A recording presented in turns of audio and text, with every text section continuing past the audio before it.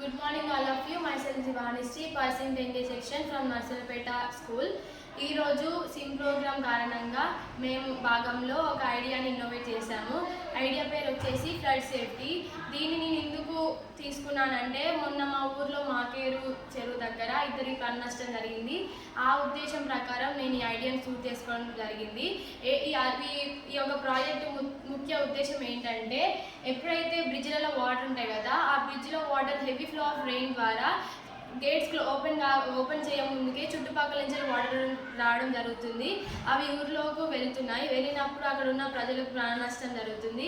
అలాగే ఎవరైతే ప్రజలు రోడ్డు మీద ప్రయాణం చేస్తూ ఉంటారో వారికి కూడా ప్రాణ నష్టం జరుగుతుంది. వాళ్ళు ఏదైనా పనులకు కానీ వేటికైనా వెళ్ళినప్పుడు వాళ్ళు సడన్గా ఫ్లడ్స్ రావడం చూసుకోకుండా డైరెక్ట్ వాళ్ళు వెళ్ళిపోయినప్పుడు వాటర్ ఫ్లడ్స్ రావడం వాళ్ళు గమనించట్లేదు. గమనించకపోవడం వల్ల వాళ్ళ ప్రాణ నష్టం జరిగింది.